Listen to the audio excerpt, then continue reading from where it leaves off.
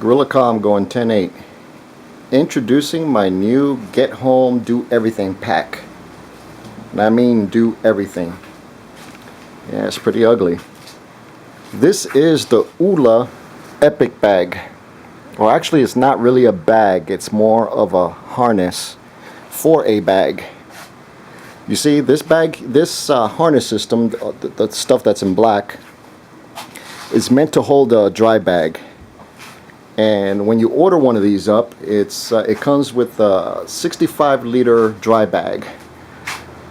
I chose not to order the bag with it because you're not guaranteed the colors, or you cannot make requests for color bags.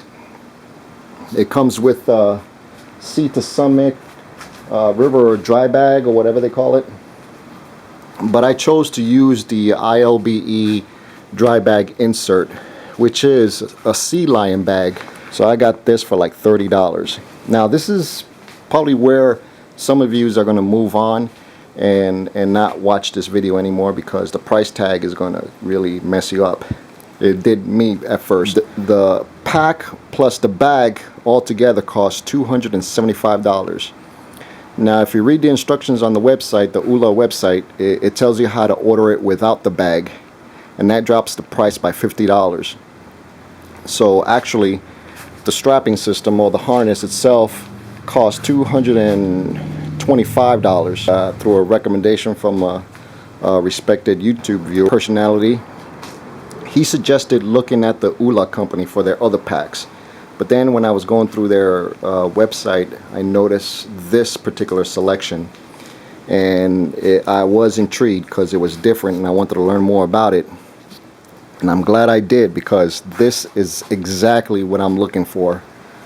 The comfort is there. This thing, when you order it, it's sized to your torso. So you got two measurements that you have to give them to properly fit this pack. The torso size, I'm a size 19-inch torso. It's got a selection for that, and either a medium or small waist hip belt. And the hip belt is removable. You could put a large or medium or small within here, but everything else is fixed to that particular size for the torso. And so this is somewhat of a custom bag for me, semi-custom, to fit me properly. So it's got two hip belt pockets, one on this side and one on this side here. And as far as these two pockets, they solve a problem that I had in this pack here. You see, in this pack here, I couldn't use an inside the belt holster or outside the belt holster. I had to do something else, like pocket carry or something like that. Now, I know I probably am going to get a bunch of through hikers looking at this video, or hikers in general, and the nature types and stuff like that. This video is really not directed towards you guys. I pretty much focus on the prepping community, the survivalist community, because that's my interest.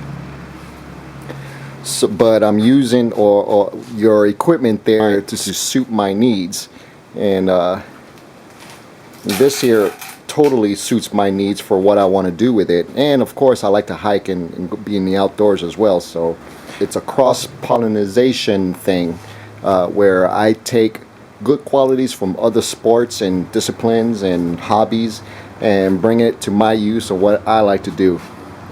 I'm not a purist. So what I'm getting at is, this is one of the side pockets there, and in it I could fit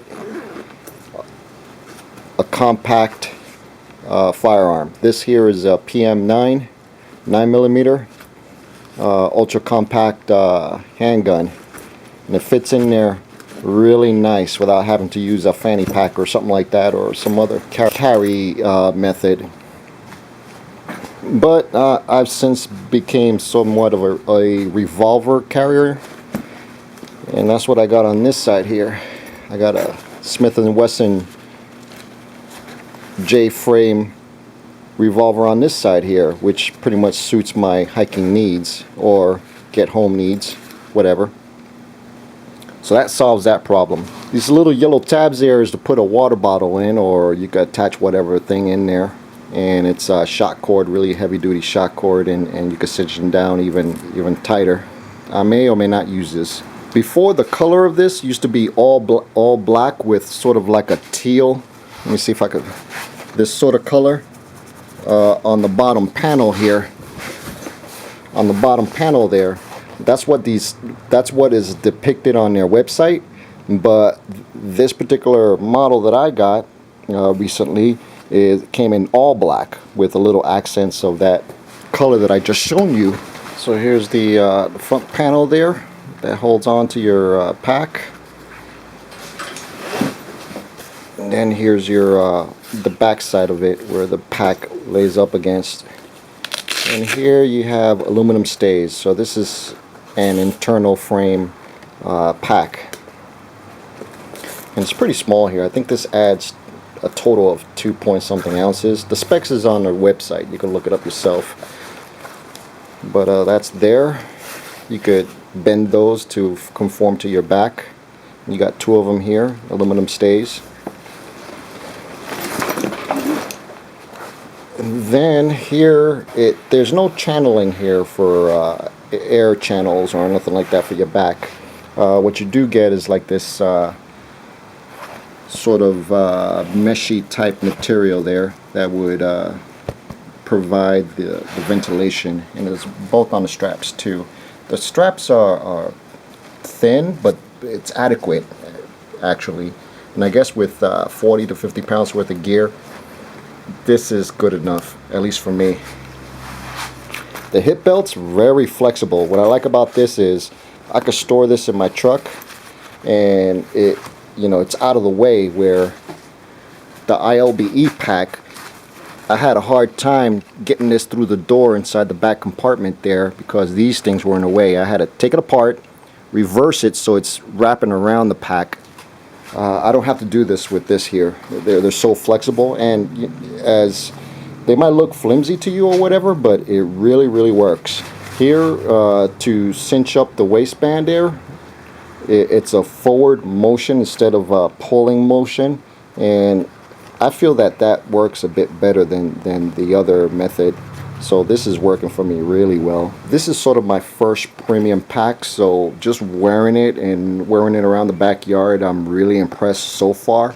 I mean, when I wore the ILBE in the backyard, it was but this here, and I'm not, and I give this the full criticism as I give any other pack that I'm doing. I mean, I don't beat around the bush. I get right down to business, and so far I don't see anything that screams foul to me. And that's not just because I spent $225 for this. I mean, this probably would have been a rant of a video if it didn't live up to my expectation, but this is actually living up to my expectations so far. Anyway, to continue here, this is Velcro to expose another compartment there, and that holds another pad there. This is like a closed cell foam pad to provide extra rigidity to the pack itself.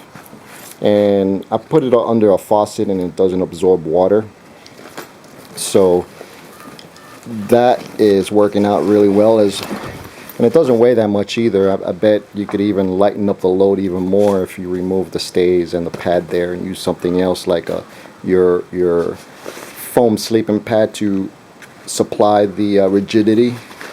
That's just another option. I'm not going to do it personally, but I've heard of people doing that. And that's pretty much it right there in a nutshell. Or a big ass nutshell at that. It also comes with these 2 side pockets that is removable. You attach it to the straps up here, but I chose not to use them. They were pretty flimsy and not useful for my needs. But like I said, the outside storage is the 2 pockets in the hip belt, and then you have a big old mesh pocket in the back here.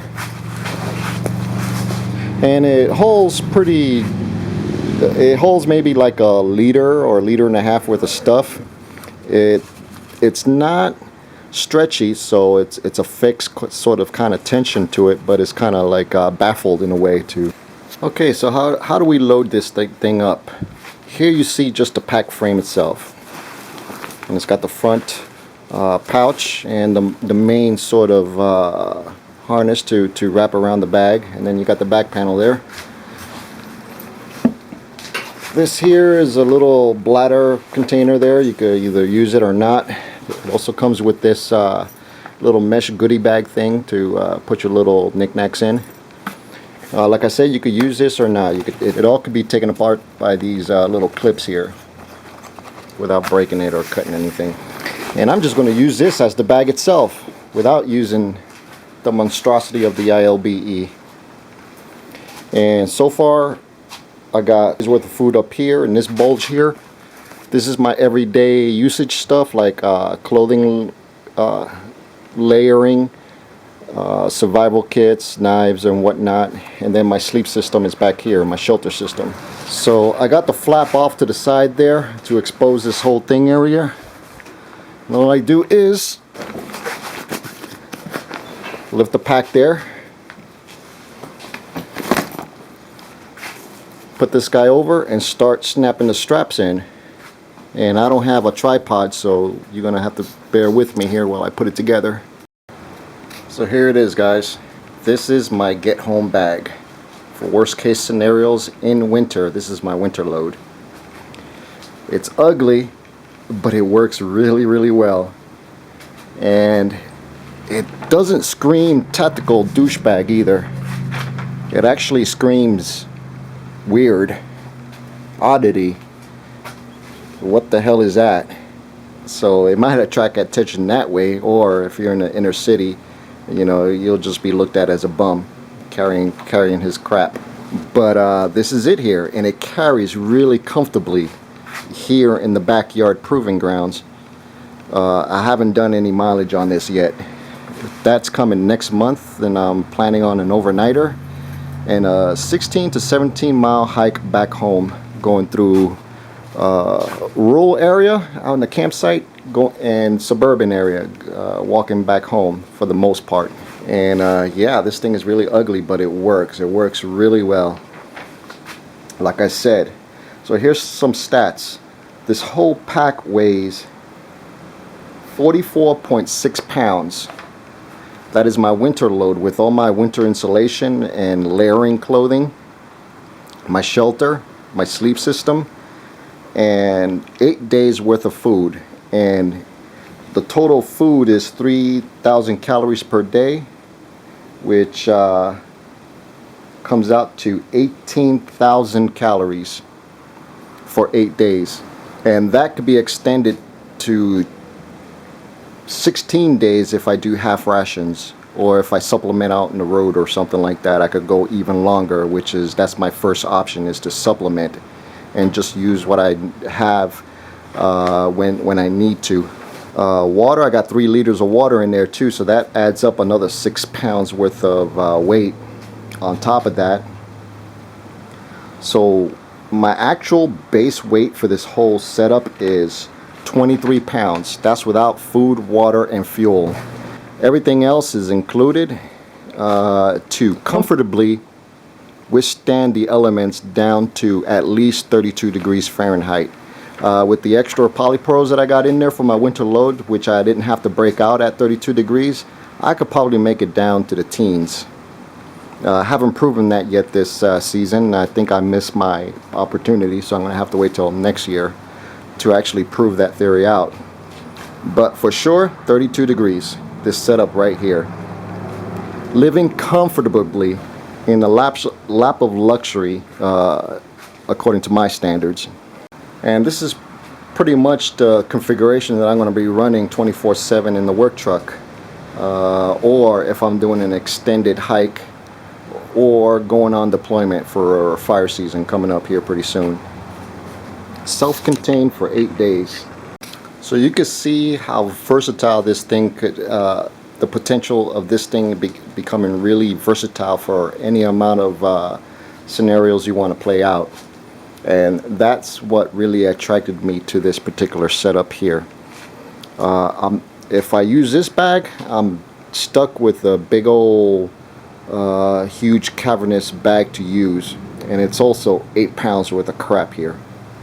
This guy here, I could change out the bag for a smaller bag, make it into a day pack, do whatever. I could haul wood with this. I could take this bag out and just put wood logs on there. A dry bag full of water, like this big old bag here. I could put that in there and transport water, transport firewood, transport whatever that I could fit in this back compartment here. Not this bag here, but the strapping system itself. The only thing is, this is an ultralight pack, so it's recommended not to exceed 40 pounds worth of gear as your base weight, or maximum weight, I think it is. But I've seen in the blogs that it's capable of hauling 80 pounds plus worth of gear reliably from other users. And I don't plan to go past 50 pounds anyway of hauling anything. The pack itself, just a black harness thing, weighs 2 pounds, and then whatever bag you want to use. You can use this bag here, which weighs, I think, 10 ounces, or you could use a Cuban fiber 65-liter bag that weighs 0.7 ounces. The choice is up to you. That's how versatile this thing is, and it's sort of like the chameleon of bags, and that is perfect for a prepper, survivalist minded individual to have. You have maximum options with this thing. So here's a 3-day pack configuration for me at this time. I'm still working at it, but this time around I'm using a Big River dry bag, 420 denier fabric. That's this up here, and this particular bag has these tabs here that you could put your straps in through, so it'll have a more secure sort of feel to it, even though without them it's secure anyway. But you have them on 4 points: 1, 2, 3, and 4. And this time the color is all black. Everything is just blacked out. Down here I have my shelter. On the bottom there, in the outside mesh pocket, I have my shelter and some work gloves, and I think I got my knife there too.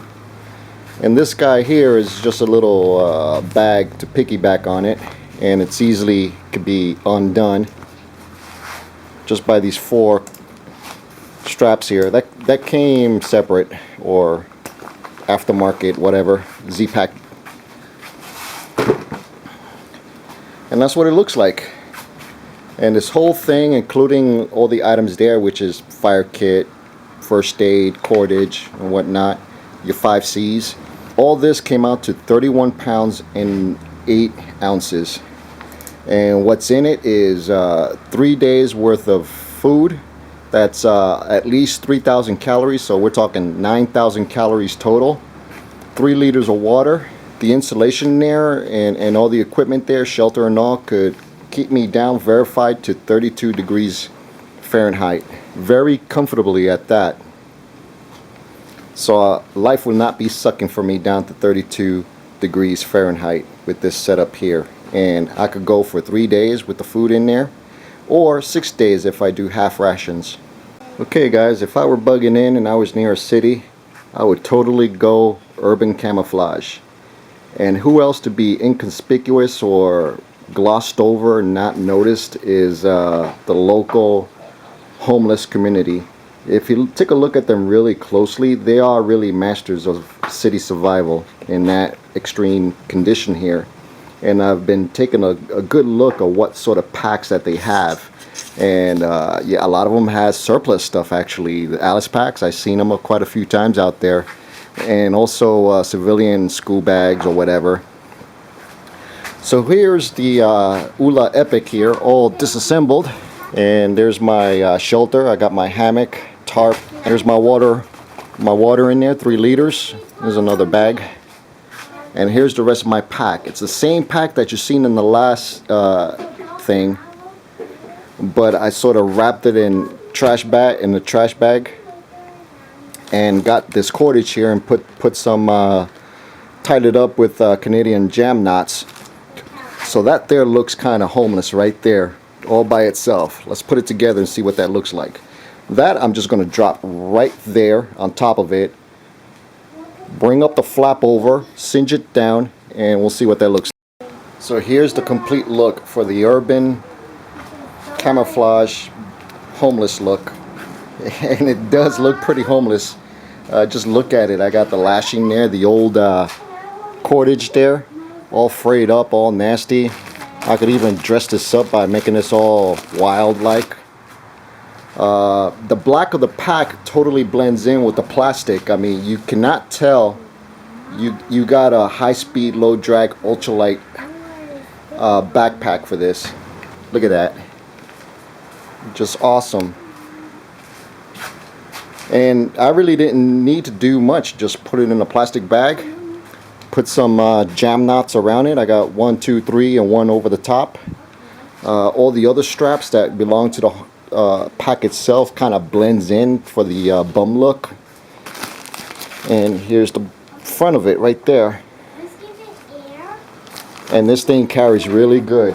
And we're still looking at 31, probably 32 pounds right there of gear to comfortably go at least 32 degrees Fahrenheit, verified. So here's another configuration. This is an ultralight C line bag, C to Summit bag, and this is 70 denier fabric, and it doesn't weigh much at all. I didn't measure it, but it's really lightweight, waterproof still, so I still have all my requirements with this little bag here. And this here, it's a day hike setup, taking the kids out hiking for a day, camping, not camping, but parks, whatever. And I could put in all their goodies in there, all their toys or whatever, food, everything I need to have a good days out in the wild. And that's what that looks like.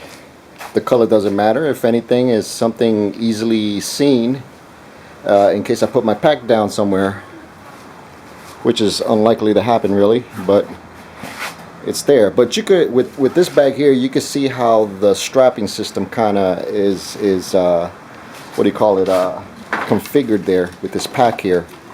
Like I said, this is the chameleon of all packs in my opinion, perfect for the prepper. You don't need to undo these straps here to get to the top layer there. All you got to do is undo this top strap here and then unroll the top and get everything that you need in there without taking everything apart, and strap it back on again. The one thing that you got to keep in mind is sometimes you could strap the side here a little bit too much and then have quite a bit of slack on the other side, or more strapping, so the whole pack could be shifted over this side instead of center. So you got to be careful about doing that. You have to sort of tighten up the straps here evenly on all 4 sides. 1, 2, 3, 4. These bottom straps here is just to lash pack raft or sleeping bag or jacket or whatever underneath here, and you could put it externally or internally like in a few scenes before. So that's what a day hike bag looks like for a 35 liter dry bag. So for shits and giggles, this is what a 20 liter bag looks like strapped up to this thing here. At this point it really doesn't make much sense. This is kind of silly. One thing to look out for is if this thing is all the way to the bottom, where this part here is, you know, all the way to the bottom like this.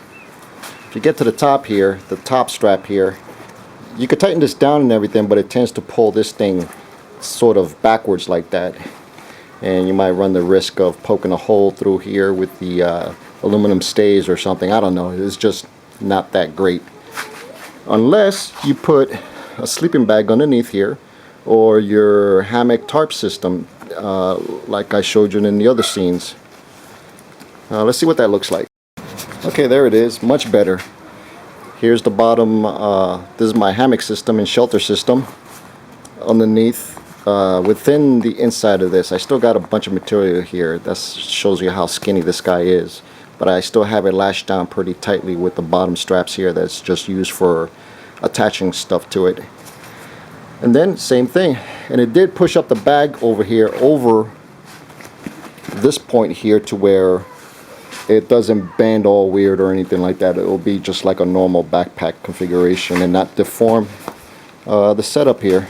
And that's with a 20-liter bag. That bag right there is, again, Sea to Summit, and it's 210 denier fabric, totally waterproof. And that's a good overnighter, even a 2-nighter. And if you're an ultra lighter, this could last you a month or something like that. You guys are insane. So here, as a reference, you'll see what a sea bag looks like in this thing. And you know, the sea bag is pretty huge. It I don't know how many liters it is. I think it's more than 80. And this one here I've had since boot camp in 1988, and it's still going strong. And this is it with the backpack harness thing. And this is as much as a top strap that I could get. So I got a good 6 to 7 inches to go to secure this top half. So it was kind of wobbly when I walked around the backyard with it and everything, but just as an example of what this is capable of, I was still able to carry this load, and this is like 75 pounds worth of crap in there from the garage, and it did okay. But like I said, it was wobbly, and I wouldn't want to go many miles with this at all. But this is just for an example. And like I said, this is geared towards the ultralight community, hiking through hiker community. So the strapping is not going to be beefy like the Milsurp or other bags out in the market that preppers usually get. Like this here, I think this is 1-inch webbing here. The stitching is really good, but it doesn't look like it can handle more than 80 pounds worth of gear. But so far I haven't heard anything bad about this. It holds up. This has been featured or used by Alaskan expedition hikers, so that selling point there really caught my attention as well. So if it could survive Alaska, it'll survive me 10 times over. One downside that people have complained about this bag is it doesn't have a pull tab or load lifter.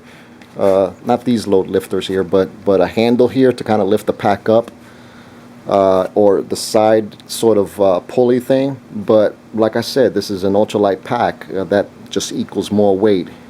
I would think if you would want a pull tab, you could use this here as a pull tab, or even this, though I would use this.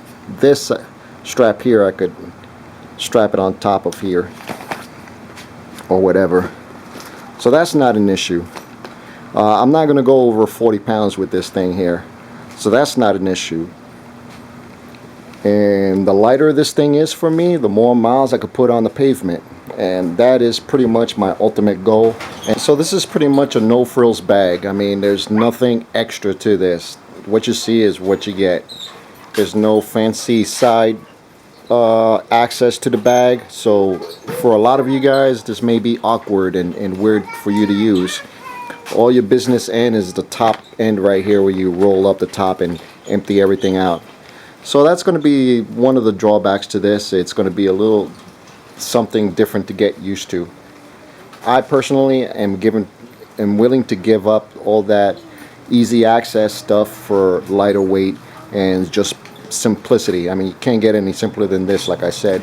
I do have another sort of little ditty bag that I could attach over here, that I have the rest of my 5 C's of survivabilities items, ready-use items, along with this pocket here with some other knickknacks that I need right away.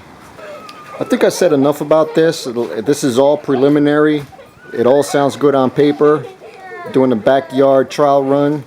I'm waiting to do the full-blown 15 to 16 mile hike next month or so. So I'll end with this. I will not end with my usual Gorilla Get Going 10-10. I'm going to end with my favorite closing of all times for YouTube. This is from Vietnormbo. He's a bushcraft channel, among other things.